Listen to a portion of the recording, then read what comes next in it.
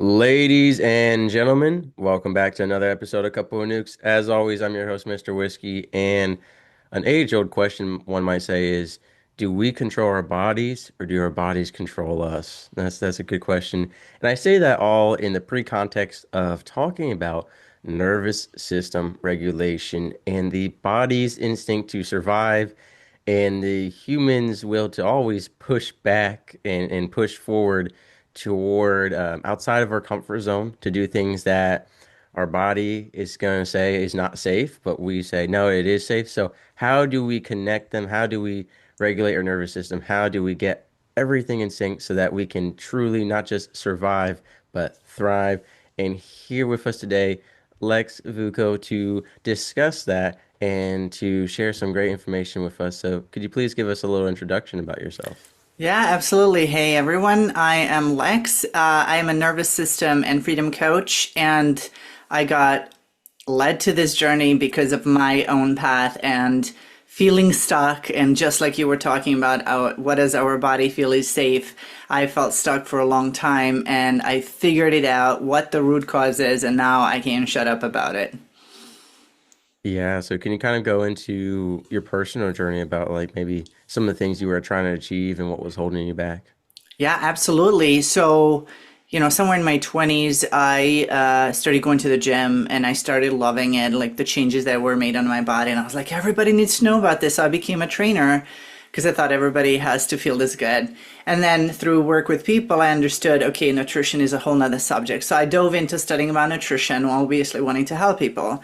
So I connected fitness and nutrition and I was like, okay, why do people get results or temporary results while we're not getting always full results? And in my whole journey, I opened a fitness studio and we did workouts there, but we also did meditations and a little bit of breath work and some visualizations. And this was my own personal journey on trying to figure out things for myself, like why is my business limited and how much I can earn, and then why is it that I can only get these kinds of results even with my own body, and then with my clients as to why can't they break through. So all of this kind of led me to frustration, more and more frustration as to why do I feel stuck, why do I feel like I'm running in circles, and why are people keep going to the same health choices, to the same diets, to the same things, and get like back to square one.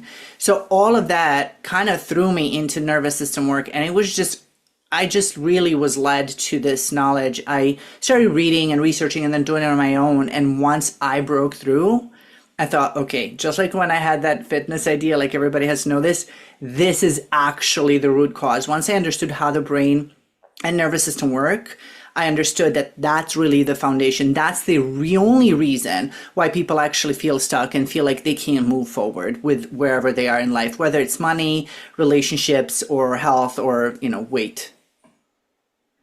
Right. And I actually want to pause right there. I forgot to mention, shout out to Jessie Hartnett. She is the reason I actually am collaborating with you right now. Or I had her as a guest on my show, and I, work with her on promoting Honor Your Heart, and she had introduced you to me. And so, real quick, for those who don't know Jessie Hartnett, the whole thing that she does is quitting smoking, kind of creating what I call the AA of smoking.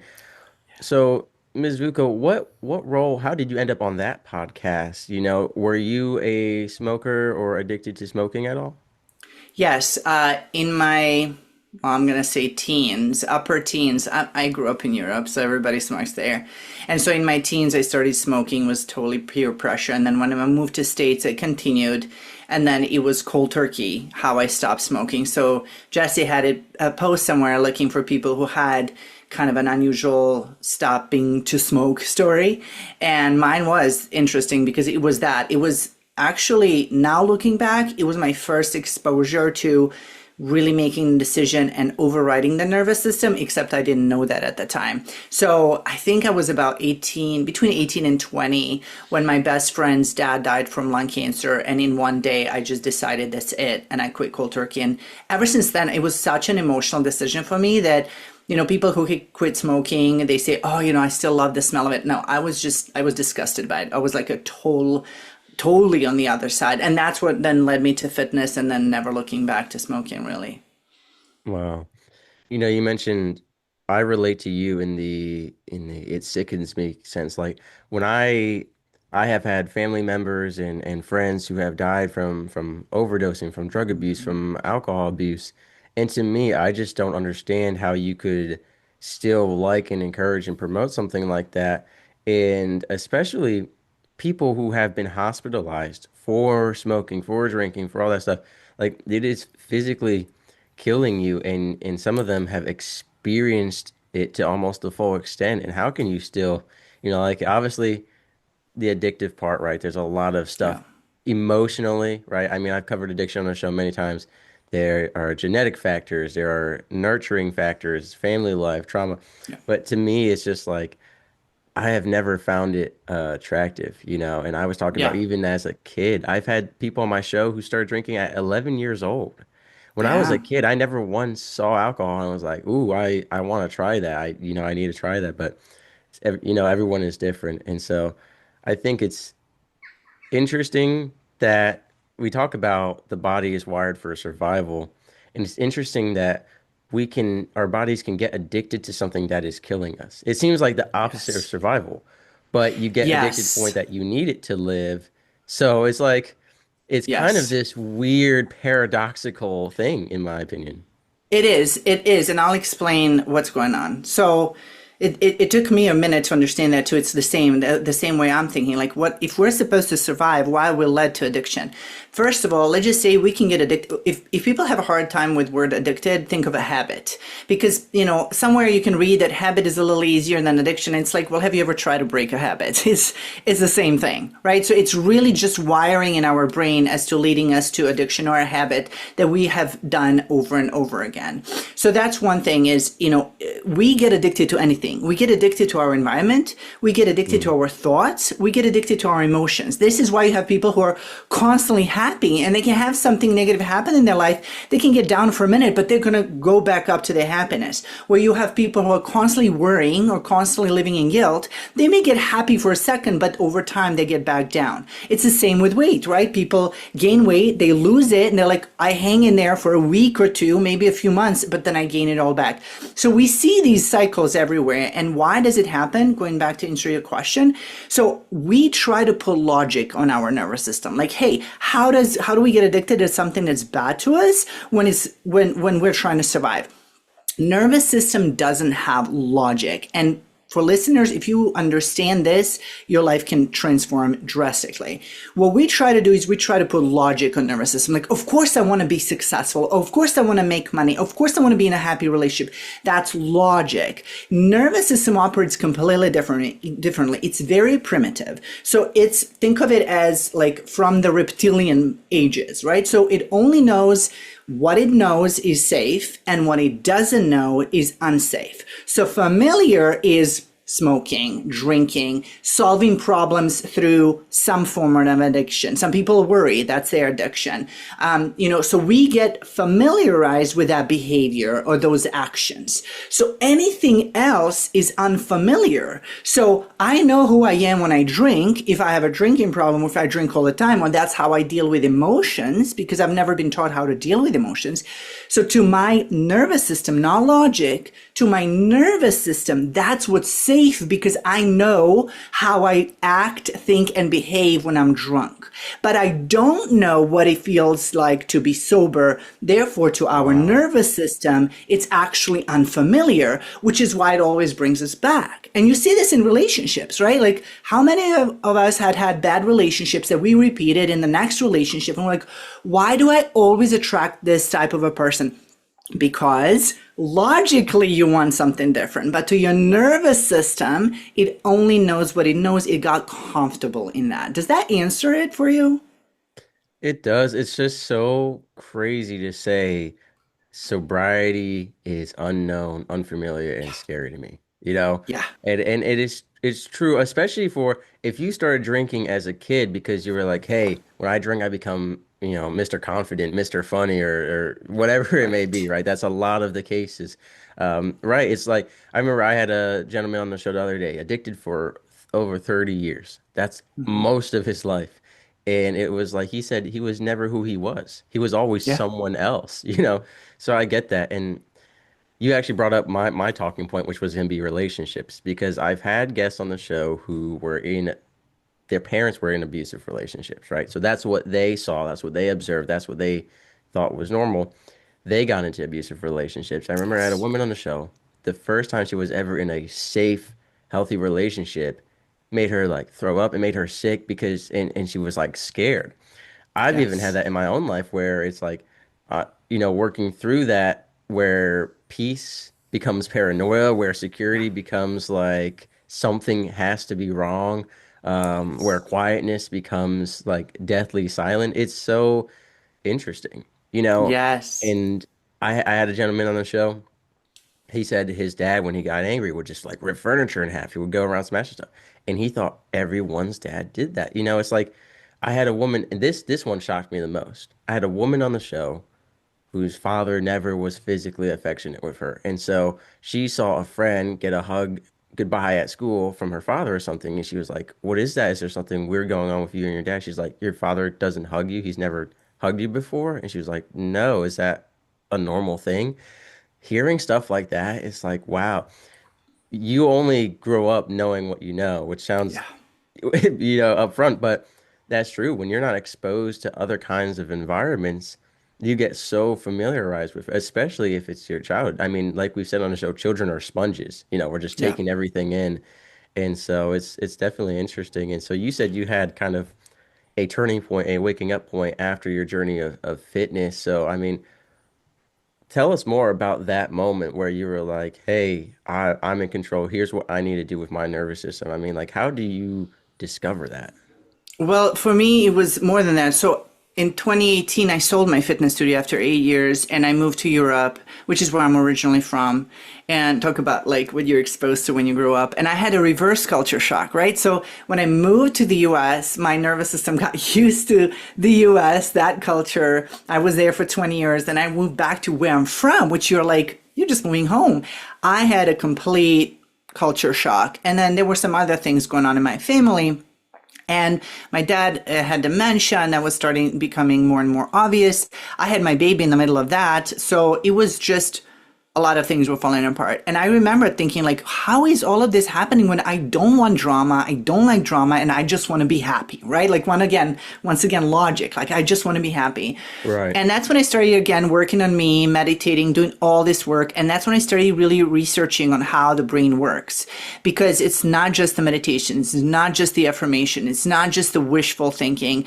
It's really a combination of all the things. And so when I look at my 6-year-old, he's 6 now, and I'm always like, there are certain things that I don't want to normalize in his nervous system, because it all Mm, comes down to that. We always go back to again to what's familiar. So I'm setting up different standards for him, and time will tell if my little experiment is working out or not.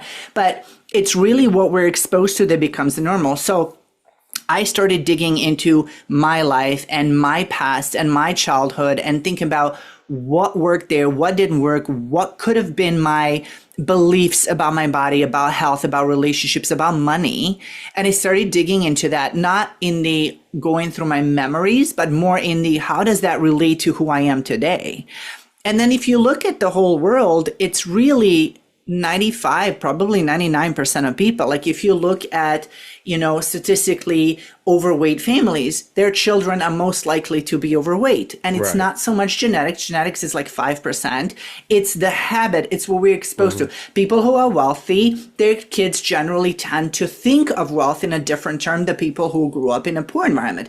You have individuals here and there who really work to step out of that, but that's an outline, all right? Like that's not a normal behavior generally. So that's what it drew to me, this whole work, because it was like, how does it, like, this is so fascinating to me. Why is it that I want something so bad, but I can't get it because my nervous system is working against me? And then it was a question of, well, how do I change that? Right. So, Right. so what now? Right. Like what now? I know it, but what now? And then it was the matter of me creating the new identity within me and then working with my nervous system to actually change that. And really everything out of my, and in my life changed, like every aspect of my life changed to the better. And that's why I'm like, everybody needs to know about nervous system. For sure. And you mentioned the culture shock, and I spent some time in Japan. I'll be going back there again. And that culture compared to the American US culture, very different. And I could imagine if I was from Japan, America would be overwhelming for me in the sense of one, just the size, the vast abundance, but the noise. So like for me, it was weird going to Japan because you go into restaurants, they're very small and they're like silent. Like you don't have like in America, you go to restaurants, it's an experience. You're Yeah. talking, you're laughing, you're loud. There's a lot of drunk people too, oftentimes. But even just if you go to a family restaurant, everyone's talking, everyone's having conversation. There it was a lot of like you're just stopping in, getting your food, eating in between work, or it was just a quiet culture. There was a few places in like tourist areas that were a bit more loud, but most of the restaurants were small and quiet. I remember it was like eating away at me on the public transport, complete silence. In Yeah. most buildings, it was a very quiet culture. And I can imagine going from America to that wasn't as bad. But if I was born and raised in Japan in that culture and I went to America, that would be like an overwhelming shock. I think going from loud to quiet is easier than quiet to loud. But I just bring that up because Yes. you mentioned going from Europe to America and then back to Europe. And so how long were you in America for? 20 years. Okay, yeah. So that's like you completely got Yeah. established there.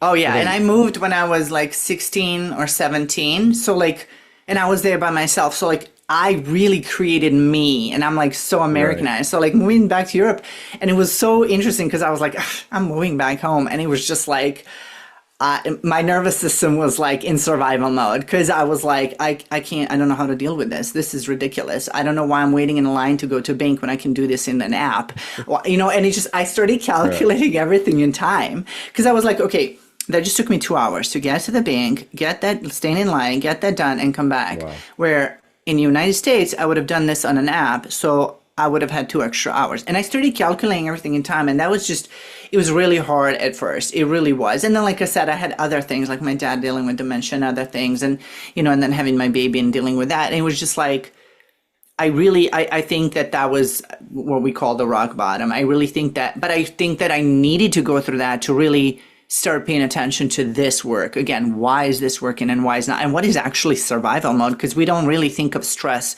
as survival mode, but that's the same thing. I think we've normalized stress in our lives nowadays, and it's not normal. It's actually debilitating us, and it's actually feeling us hmm. feel more stuck in our lives, I think. And are you still in Europe right now? I am in Europe right now. We're still establishing where we're going to be. We've been traveling quite a bit. We're looking for some land to settle in by now. So I have now my image created in my Right, visualization as to I have my land, I have my ranch, I have my fence, and then I can start yeah, traveling everywhere because I'm homeschooling my kid and we want to do it as world schooling so that he has more exposure to different right. cultures so that that's normalizing his nervous system. And so but we do want to have a home base. So it's one of those where we're still like exploring as to where For the sure. life is the best for us, I think. Yeah. And you mentioned the normalization of stress, and that's definitely something we've talked about a little bit on the show. In fact, in some places, in some aspects of American culture at least, it's become almost a competition of who has more stress, because I did this in an episode Yes. of we were talking about the American Olympics of who slept, fewer hours, Yeah. especially in the military and with young men. It was like a competition of, well, I slept 4 hours last night. Oh, well, I only slept 2 hours. It's like Right. a Yeah. competition. And I think it's the same with stress. It also became, Yeah. unfortunately, it became at some point and still is. I think the worst part of it is like who can have more energy drinks, who is relying on more cups of coffee Yeah. or energy drinks, and we normalized and almost praised those destructive habits of like, and I'm not here to villainize coffee or energy drinks, but if you're bragging, oh, I had 8 today, yeah, my kidneys should be shot, but I'm a champion. No, I don't think that's a good thing at all. I don't think that's impressive. But we've kind of established that culture, unfortunately. So what could you say Yeah. about, Yeah. stress, what we should have and be doing with stress and kind of what's actually going on right now. Yeah, this is probably the most important conversation for anyone to talk about stress and to start realizing that stress is not normal. And you're absolutely right. I think again, living kind of all over the world now, the U.S. One thing that I wish it was different is most people put their worthiness based on the work, right? So Mm, I'm worthy based on how much work I'm doing and how hard I'm hustling. And that goes into exactly what you said. So I'm going to hustle harder, harder than you. I'm going to sleep less. I'm going to do all right. these things. And that's really what we don't realize is that's actually survival mode. So there's no difference between survival mode and stress. Chronic stress, high stress is survival mode. What happens is we're designed to chill. We're designed to enjoy 95% of our time and only have high stress when we are endangered. So again, how humans lived for millions of years, that makes sense, right? If they were living in a tribe, it was safe. If they had to go out in the woods and fight off a bear, that was really stressful, right? And so we're designed for really short-term stress and then go back down to regular. And you can see this in nature anywhere. Zebras are grazing on grass. There's a lion starting to attack them. They run, they escape, and then back to grazing grass. Mm, They don't do like, oh my God, guys, did you see that lion? Like they don't go into it talking about it, living. They just go right. back to like normalcy. So we're supposed to do the same thing. But again, because we've normalized stress, we don't really realize how damaging that is. And again, back to childhood, if that was our normal, the body got addicted to high stress. Body gets addicted to high cortisol, high adrenaline, and people do get burnt out. But again, it's just like you said in the culture, we were not going to admit to a burnout till we're like in a hospital bed. And even then we may have a laptop on our lap working, right? So it's like one of Right. those where we have to understand that being busy doesn't make us worthy. We're worthy for who we are. And that's the biggest change that people have to make is understand that they're worthy just by being here. We're beings, not doings. We don't have to be doing all the time. So for people who are hustling all the time, and I was that, we have to be productive. We have to feel like we're always doing something worthy. That's flight. So we have fight, flight, freeze, or fawn. So fight is where I spent most of my years, which was just say something. Like I'm just waiting for you to say something so I can respond back and like explode, right? Like just cut me off on the road, right? That's the flight. Yeah. That's the fight, like high adrenaline. The flight or the flee is I'm running away from things. So I'm going to stay busy. I'm going to stay busy all the time. I'm doing this, I'm doing that. I'm getting up at 5 o'clock in the morning. I'm hitting the gym. I'm doing all these things. And that's a tricky one because we feel productive. We feel good about doing something, but we're not actually doing things that are the most productive in our lives. And we don't know how to sit still because just like you mentioned earlier, the calmness, the stillness almost freaks us out because the nervous system is not used to that. So that then we have freeze, which is, I'm scrolling on the phone, even though I know I should be doing all these things, I just don't know what's wrong with me. I know what I should do. I'm just not doing it. That's a freeze, and that can lead to complete shutdown when people feel completely numb and they're like, I just don't even care. I don't even care about anything.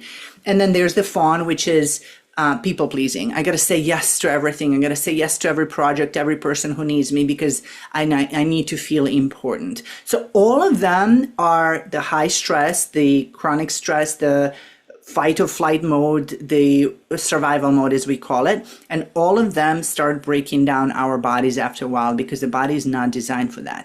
That's why we see so many health issues. That's why we see so many diseases. That's why we see so much obesity. That's why we see all these issues is because people are not meant to do that. When we have high adrenaline, we're supposed to fight or flight. So if there's a bear in front of me, I'm either going to go fully on or fully run away, right? Like there's no in between. And a part of our brain actually shuts down and kind of goes to sleep. The creative, healing, the problem solving part of the brain, digestion slows down. There's a lot of things that actually shut down so that we can use all the energy that we have to fight off or run away from perceived danger. The problem is, we are not in the wild anymore and we're not really fighting bears. So when we have so much adrenaline, but it's the coworker or it's my husband pissing me off, it's that energy that gets stuck in there. So it's kind of like driving a car fully on gas and fully on brake at the same time because gas is gotta fight or flight and the brake is I can't actually respond because I'm in a Mm. meeting and I have to act cool.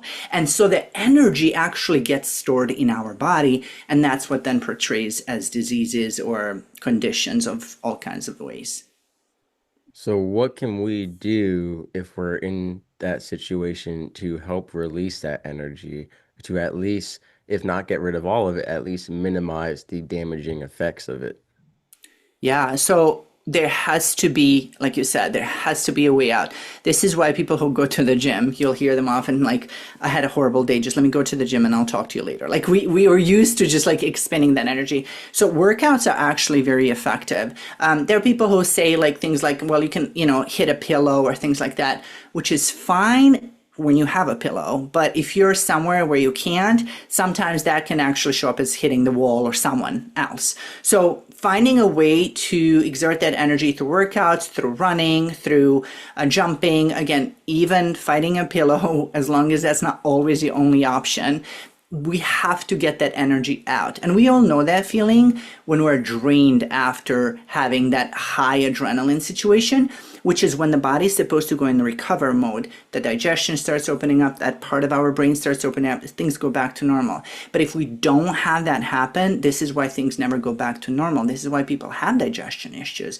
This is why people have, they can't really like solve a problem in the moment. And, I always say like in the history of humanity, nobody ever solved anything yelling at each other in an argument. So we have to cool down, do breath work, for example, if we can't work out in the moment, doing breath work, EFT tapping. There's a few other techniques that work really well. I love breath work because it's like I can breathe. I'm already breathing, so I can just change my breathing wherever I'm at. And that way my body can learn to understand that I'm not under attack. I'm just feeling pissed off. So, putting the hand on the heart is a really good one. Just, telling yourself I'm safe as simple and as ridiculous as that sound, it actually works because we're acknowledging we're doing things that we wouldn't do if a bear or a perceived danger was truly a danger in front of us. So breathing, hand on the heart, deep breathing, repeating to ourselves, I'm safe, I'm not in danger, I'm safe. EFT tapping are the quick ways to do it. And then of course, exert that energy through workout or running or something like that. For sure. And ladies and gentlemen, I do gotta share. I had Ms. Amy Vinches on the show, an EFT tapping coach, and she actually made the Soar Tapping app so that anyone at home using their phone could easily explore EFT tapping. But I want to say, Ms. Vucko, I know you have I saw you currently have a 3-day challenge, and it's basically to do what you're saying, which is actually calm down and rest and enjoy the concert. Could you tell us a bit about your 3-day challenge? Sure. I'm planning on running it regularly. So wherever people are listening to this, just go on my website and check out what we have. The 3-day challenge is designed for that, so that people actually first understand what we just talked about, like what is this logic or no logic with the nervous system and why I can't get through, and understand the techniques that they can use and try different techniques that work for them. We also go into meditation so that people can start connecting with their bodies, because when we're in survival, we're focused on the outside, on the bear, again, on the outside. When we start connecting with our bodies, we start giving the signal to our body we're not in danger, we're safe. It is safe for me to, grow my business, change a relationship, lose weight, whatever it is.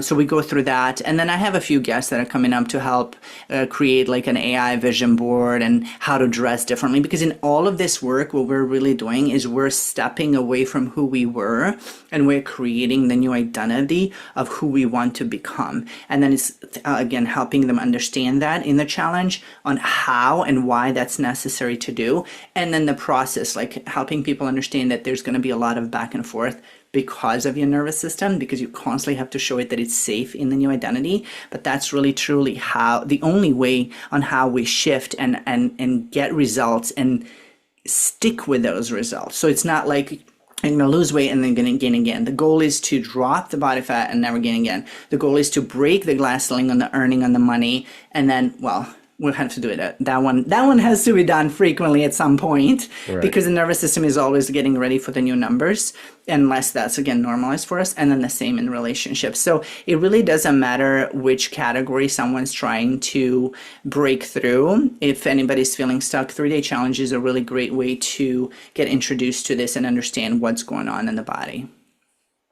Right. And additionally, you also do private one-on-one mentorship, you have group mentorship and self-paced courses. Could you tell us a little bit about everything that you do nowadays? Yeah, so it's all again like it started with coaching, and I loved the changes that people were making, and I thought, all right, how do I make this accessible to more people? So that's where group coaching got created. And then we did a 7 day intensive, which was amazing. Like the instant change in identity was just amazing. So I created that as an offer as well for people who just want like a quick shift. We do intense work for 2 weeks, and then we kind of follow up on that, but they have to be ready for that shift in the identity, which is really powerful work. And then yeah, I do the 3 day challenges for people to introduce, and I have a course right now as well for people who are like, I still want to work with you, but I want to find out more about it.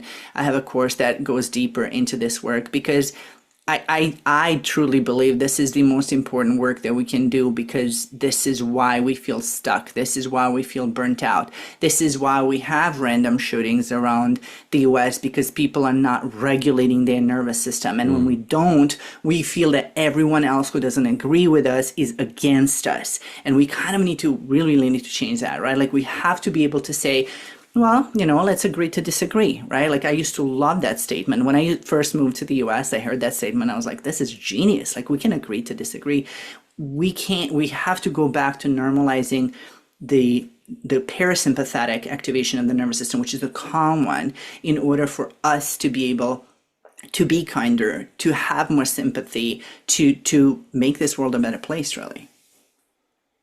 I completely agree, right? You're talking about the big global scale, and to scale it down, if you and your partner in a marriage are both constantly stressed, you're both, in that fight or flight mode, you're going to end up taking it out on each other, right? Yeah. Because you're going to end up snapping, you're going to end up projecting feelings and frustrations from other things. You're going to end up either victimizing yourself or blaming your partner, right? So then you take that to the global scale. And this was something we talked about in the military actually, was the captain said he felt responsible because the more difficult our life was in the military and at work, the more likely we were to take it home and outside of the military and out on others, right? So when you talk about on that global scale, if everyone is, I mean, especially you talk about debating politics is already such a combative, stressful environment. And if everyone's already showing up, already pre-stressed and in fight or flight mode from everything else in their life,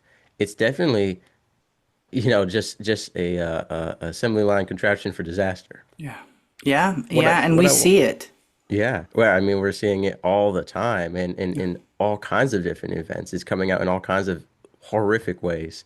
Yeah. And one thing we haven't really touched upon that I do really want to talk about quick is what can you say about social media and the effect on nervous system regulation? That's something I've touched upon a couple different times, and it's something that's continually being studied, being looked at, and overall pretty negative in my opinion. That again, there's a lot of potential for good, right? But a lot of people are abusing it or using it in the wrong ways. I was just curious what your opinion and observations were on that. Absolutely. So you nailed it. Anything in our life can be used for good or bad. Social media is a little more dangerous because their goal is to keep us on the app, right? So they Yeah. have a team of behavioral scientists whose job is to figure out how to keep us longer on the app. They are highly addictive. And so when I tell people, well, limit your time, it's hard because you're like, all right, I'm going to go 10 minutes. And then 3 hours later, you're like, why am I still on this app? Because you are not going to win against a team of behavioral scientists who are behind Mm. the app. So my solution is using apps that block the apps that are taking our time. So understand which one is your danger one. Understand it's really not doing anything good for you.